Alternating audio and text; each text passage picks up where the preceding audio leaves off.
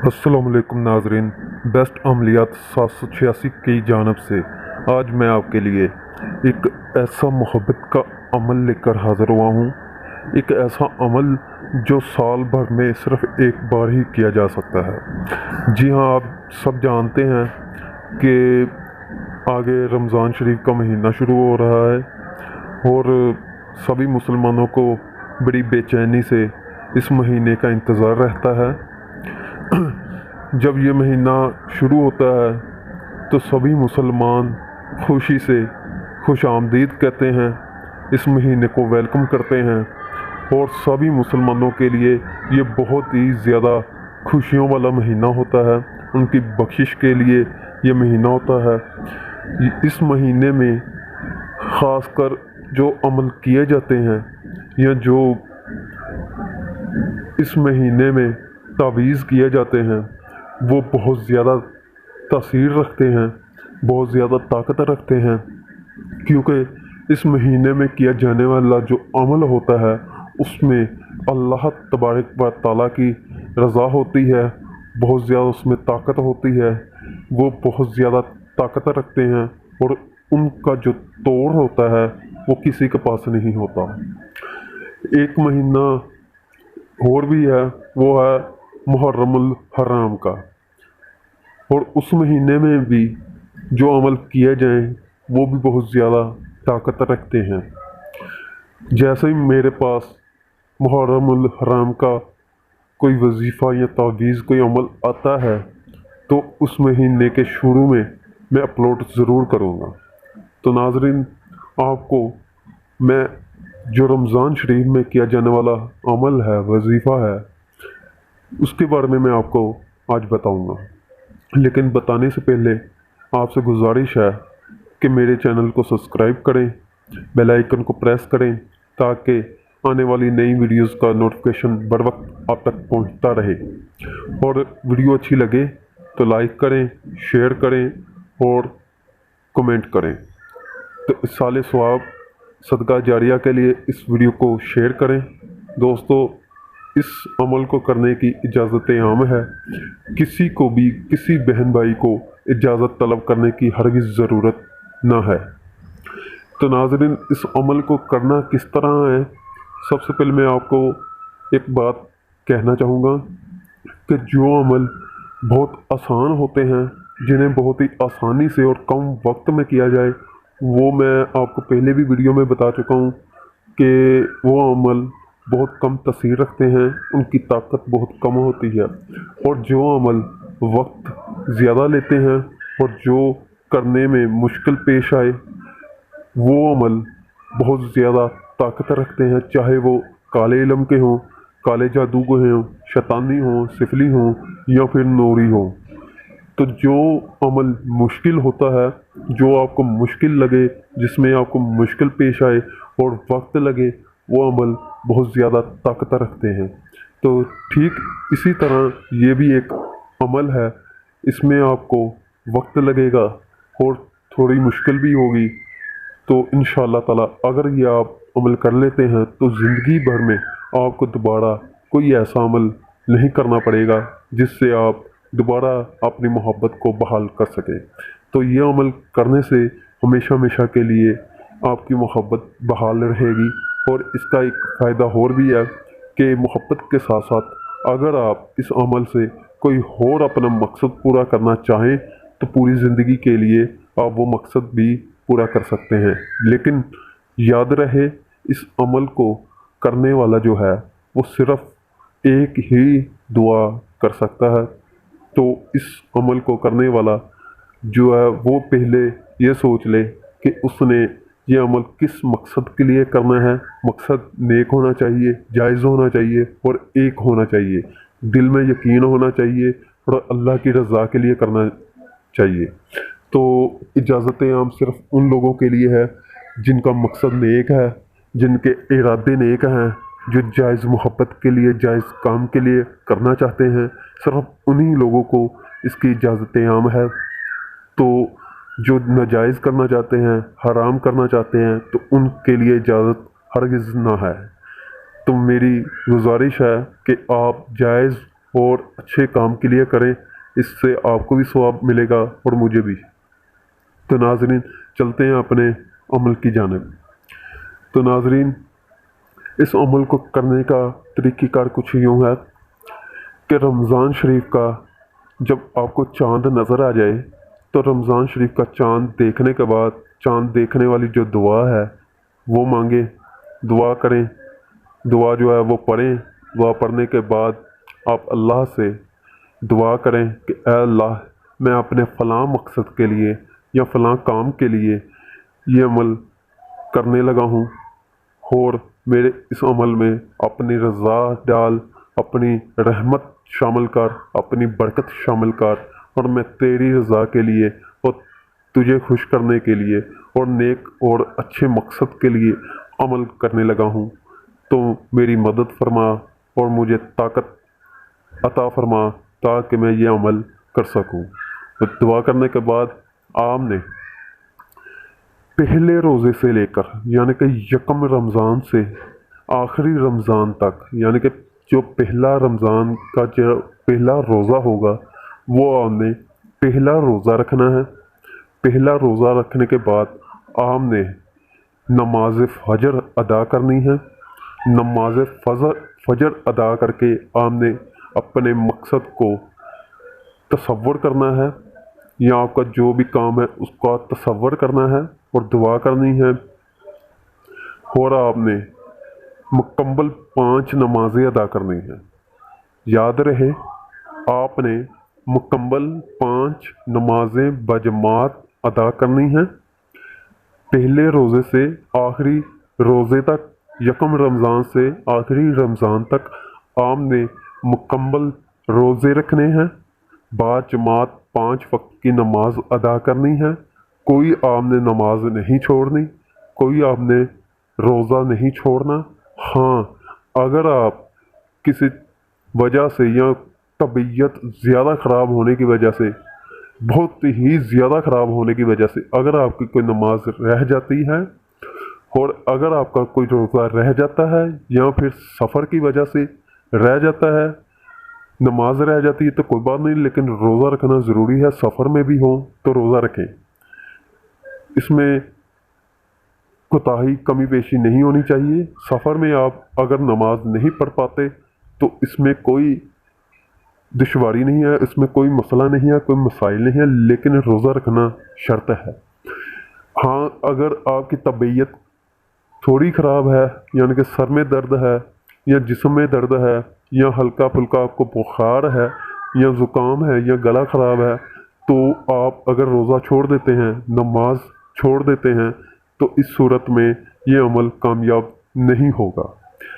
آپ نے اگر روزہ چھوڑنا ہے اور نماز چھوڑنی ہے، یاد رہے وہ ایک ہی صورت میں آپ چھوڑ سکتے ہیں کہ آپ اتنے بیمار ہیں کہ آپ بستر سے نہیں اٹھ پاتے، بستر سے نہیں ہل سکتے، اس صورت میں آپ روزہ یا نماز چھوڑ سکتے ہیں۔ لیکن ہمیں اسلام نے یہ بھی اجازت دی ہے کہ اگر ہم اٹھ کر نماز نہیں پڑھ پاتے تو ہم لیٹ کر پڑھیں، لیٹ کر بھی نہیں پڑھ سکتے تو اشاروں کے ساتھ پڑھ سکتے ہیں۔ نماز جو ہے وہ ہمیں کسی بھی صورت میں معاف نہیں ہے، کیونکہ ہمارے پیارے امام حضرت امام حسین علیہ السلام نے امام حسن علیہ السلام نے تلواروں کے سائے میں بھی نماز ادا کی ہے، تو ہم کیسے نماز چھوڑ سکتے ہیں؟ نماز کی معافی نہیں ہے۔ آپ اپنی عام روٹین میں بھی نماز باقاعدگی سے ادا کریں تو آپ کی مشکلاتوں میں آسانی پیدا ہوگی۔ تو ناظرین بات کر رہے تھے وظیفے کی، عمل کی، وہ یوں ہے کہ آپ نے مکمل رمضان شریف کے روزے رکھنے ہیں اور 5 وقت کی نماز باجماعت ادا کرنی ہے، اور جب آخری رمضان شریف کا آخری روزہ ہوگا، جو آخری روزہ ہوگا وہ جو چاند رات ہوگی عید کا، جب آپ کو چاند نظر آنے والا ہوگا، آپ نے جب آپ افطاری کرنے لگیں تو آپ نے آخری روزے کی جو آپ افطاری کریں گے، اس افطاری میں آپ نے کم سے کم 11ویں والے کے نام پر آپ نے 11 बच्चों को, 11 गरीब बच्चों को या 11 गरीब घरों में आम ने इफ्तारी भेजनी है। यानी कि आम ने 11 बच्चों को खाना खिलाना है या आम ने 11 गरीब घरों में खाना भिजवाना है। 11 बच्चे होने चाहिए या फिर 11 घर होने चाहिए।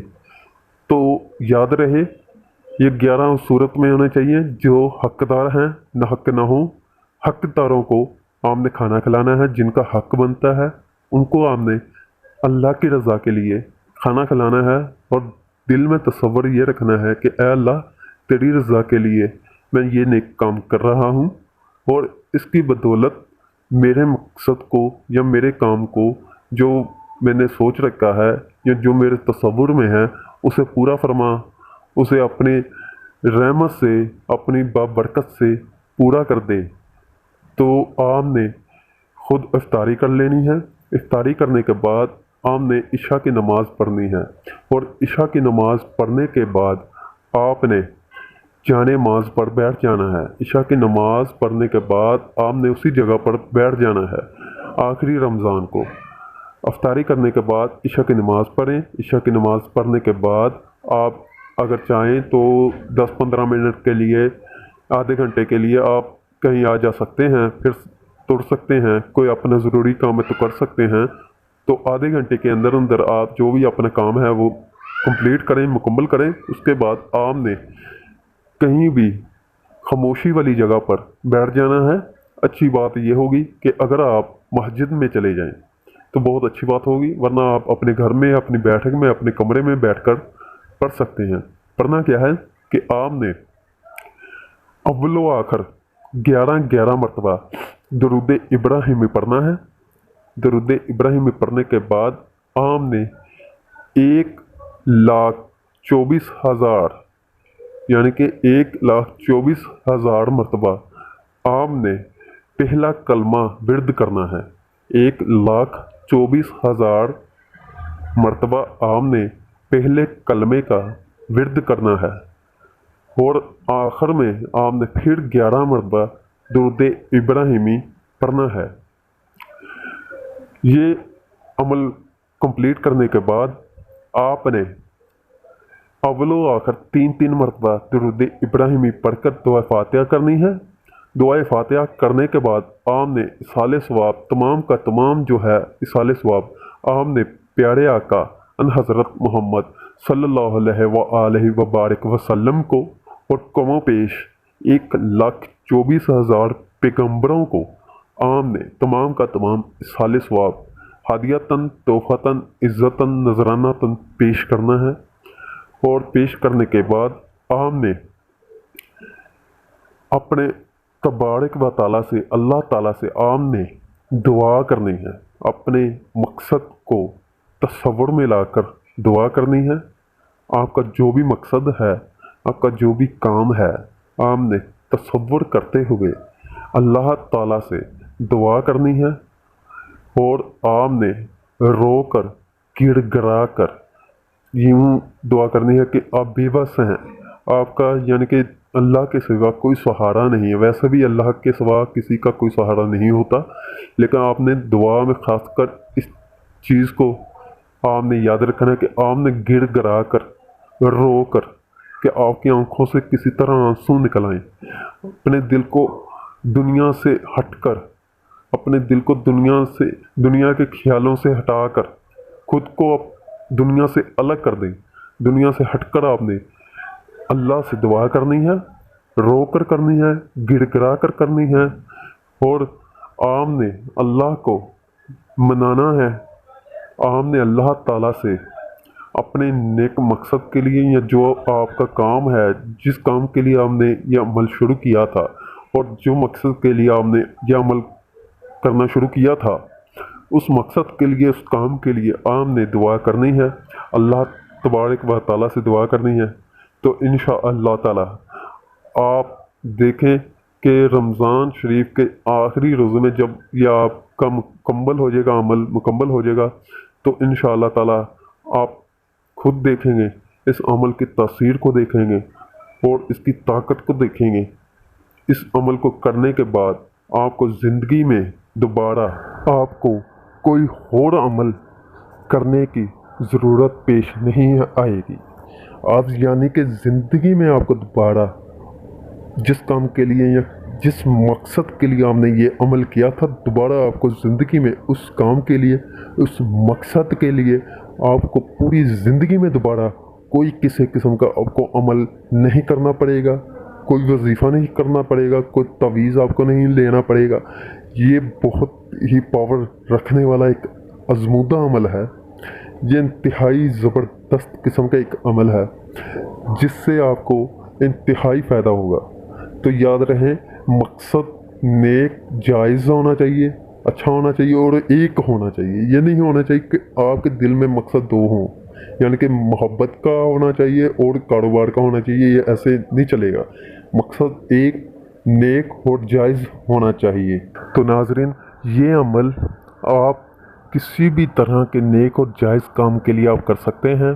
اگر آپ کی بیوی آپ سے ناراض ہے، بہن بھائی آپ سے ناراض ہیں، ماں باپ ناراض ہیں، یا کوئی آپ کا عزیز رشتہ دار آپ سے ناراض ہے، یا آپ بے روزگار ہیں، آپ کے پاس کاروبار نہیں ہے، یا کاروبار ہے گھر میں برکت نہیں ہے اور آپ کے گھر میں رزق کی کمی ہے، یا اگر آپ کسی مصیبت میں ہیں یا لا علاج بیماری میں آپ گرفتار ہیں یا مصیبتیں آپ کے سر پر ہیں، تو آپ کسی بھی صورت میں کسی بھی مقصد کے لیے آپ یہ عمل کر سکتے ہیں۔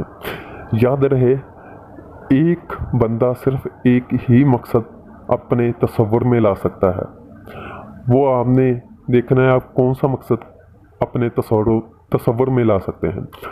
اور اگر آپ کے گھر میں 2 سے 3 بندے الگ الگ مقصد، الگ الگ کام پر یہ عمل کریں تو انشاءاللہ تعالیٰ آپ کو بہت جلد کامیابی ملے گی۔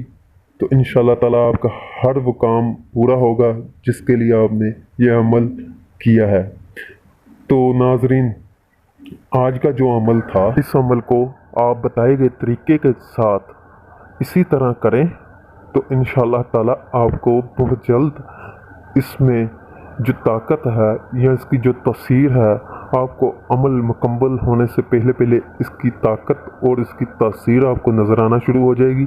لیکن آپ نے عمل مکمل کرنا ہے، بیچ میں دوران آپ نے نہیں چھوڑنا، آدھے میں آپ نے نہیں چھوڑنا، مکمل کرنا ہے، کیونکہ یہ عمل کرتے وقت جس مقصد کے لیے، کام کے لیے آپ عمل کر رہے ہیں، وہ ایسا ہوتا ہے کہ آپ آدھا عمل کر چکے ہوتے ہیں، تو وہ آپ کا مقصد یا جو آپ کا کام تھا وہ مکمل ہو چکا ہوتا ہے۔ یہاں آپ کو یوں لگتا ہے کہ وہ مکمل ہو گیا ہے تو آپ چھوڑ دیں گے، تو ایسا نہیں کرنا۔ آپ نے مکمل کرنا ہے، چاہے کچھ بھی ہو جائے، اس عمل کو مکمل کرنا ہے۔ یہ سال میں صرف ایک بار ہی کیا جا سکتا ہے۔ تو ناظرین، آج کا جو عمل تھا وہ میں نے آپ کے سامنے پیش کر دیا ہے۔ امید کرتا ہوں کہ آج کا جو عمل تھا ہمارا وہ آپ کو پسند آیا ہوگا۔ تو ناظرین، اصال ثواب کے لیے، صدقہ جاریہ کے لیے اس ویڈیو کو زیادہ سے زیادہ اپنے دوستوں کے لیے، اپنے رشتہ داروں کے لیے شیئر کریں، ان کو بتائیں تاکہ آپ کو بھی ثواب ہو اور ہمیں بھی ثواب ہو۔ ہمارا ویڈیو بنانے کا مقصد ہی یہی تھا کہ لوگوں کی جو زندگی میں پریشانیاں ہیں، جو مصیبتیں ہیں، وہ حل ہوں۔ اللہ تعالیٰ اگر ان سے ناراض ہے تو اللہ تعالیٰ ان سے راضی ہو جائے۔ تو ناظرین، آج مجھے دیجیے اب اجازت، ملیں گے کسی اگلی اچھی سی ویڈیوز کے ساتھ۔ تب تک کے لیے اپنا خیال رکھیے، دعاؤں میں یاد رکھیے۔